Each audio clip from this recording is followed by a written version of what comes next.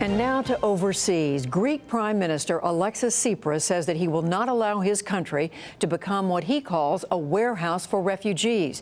And Europe's border agency is expected to send agents to Greece soon in an attempt to stem the inflow of migrants. Currently, refugees from only the conflicts in Syria, Afghanistan, and Iraq are being permitted to transit Greece to countries farther north. But as special correspondent Malcolm Brabant reports, there is now a roadblock on that trail, leaving many migrants from other countries with some tough choices. Spanish lifeguards respond to a call from volunteers scanning the horizon on the cliffs of Lesbos. They're heading out to the channel to shepherd the flimsy inflatables to safety. After several rough days prevented crossings from Turkey, the seas are calm. A flotilla of overcrowded rubber dinghies is using the shortest crossing between the two countries. The occupants have paid $1,000 a head for the journey. In the distorted economics of the migrant trail, safe arrival represents value for money, especially for Syrians like Hamza Hussein. You need to kill Bashar. They are killing people now. I am too. I can't speak now, please. Thank you. In the middle of the picture, you can see a lifeguard trying to help a refugee who's plunged into the sea 50 meters offshore. Mohammed Asdimimi is an Iraqi, given priority by Europe in the new two-tier migrant trail. Yes, I am happy in swimming. I am happy swimming. Because I am funny, jump in the water. Having secured a foothold in Europe, the Syrians, Afghans and Iraqis are assured of a relatively swift passage to the destination of their choice. But all other nationalities on this beach have arrived as the gates have shut after Greece's neighbour, Macedonia, said it would only admit people from these three conflicts. Farmer Kostas Bayotis, who helps the refugees ashore and salvages the raft's components, disapproves of what he believes is a discriminatory system. In my opinion, all the world is suffering. If they're from Afghanistan, Iran, Iraq, or Bangladesh, they are all in the same situation and must be helped. They've all got souls. The politicians are more educated than we are, so let them try and come up with a solution for a better tomorrow for these people. The best possible. Dawn at the next step on the migrant trail, Piraeus, the country's key port on the mainland, where daily ferries arrive carrying thousands of people, aiming to pass through Greece as quickly as possible. The intention of most is to travel more than 300 miles north to Macedonia. At the ramps, scores of travel agents offer bus tickets to the border.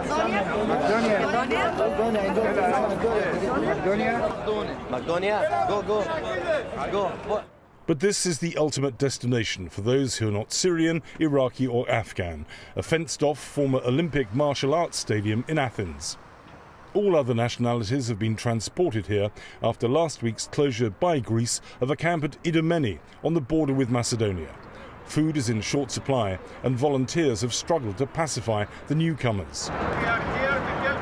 "We're here to help you," called out a volunteer, urging everyone to stay calm. It's been a venue for violence, stabbing, protests and arrests. Condition is a problem, is a sleeping problem, is a food problem. Food is a big line, food is Morocco, all his countries. Is very Greece, less fighting is problem. Outside the stadium, we met 22-year-old Tazdak Hussein from Pakistan, one of those deported from Idomeni last week when Greece acknowledged that Macedonia wouldn't compromise over its wide-ranging ban. But now I have no idea how to go there, Germany and other country, because this border is sealed for us and Iranians and Afghanis, some countries. We request to European unions and other countries help us and please try to open the border for us. In common with other excluded nationalities, Hussein's options are to seek asylum in Greece, leave the country within 30 days, or be repatriated with a small financial grant. If the government gives you money to go back, will you go back? How much give the money? We have spent more than $4,000. More than $4,000. They give us only 400 euro. This is too much little. This is main problem. Many people have sold all his field, his animals, his house, and like this. They have no business there.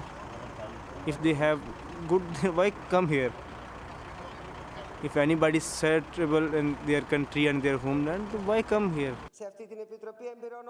In the Greek parliament, Prime Minister Alexis Tsipras, once a supporter of open borders, made it clear that times have changed as a result of Macedonia's ban and European pressure. It is true that if this influx continues, there is a danger for the country to be turned into a warehouse for immigrants. Well, the country must not and will not become a warehouse. We welcome the establishment of a European Coast Guard. It is welcome, and the Greek forces will contribute. Europe's reinforcements will arrive at a time when Turkey is supposed to be stemming the flow of migrants in return for more than $3 billion and a promise to speed up the process of joining the EU. But the large number of boats landing in Lesbos has left some analysts, like Yanis Papageorgiou, wondering what Turkey is doing for its money. I think it's a disgrace that we have to suffer blackmail by Turkey as European Union, but it's realpolitik. I'm not sure that they will be able to fulfill their side of the bargain, and I'm not also sure that the European Union will fulfill its side of the bargain either. Many of those people now arriving in Lesbos face real frustration because it looks as though the migrant trail has been severed. Greece's neighbours, Macedonia and Bulgaria, are effectively blocked, and the only other possible available route overland is Albania. Now that nation is mountainous, it's freezing cold in winter, and overall is much more dangerous than any other Balkan country. But the traffickers are considering opening that up as the next possible option, even though they're well aware that people may possibly die there. But having survived the game of Russian roulette that is the sea crossing from Turkey, the refugees have become used to making calculated risks. The hope of finding safe haven and relative prosperity keeps driving this historic movement of humanity. For the PBS NewsHour, I'm Malcolm Brabant in Lesbos.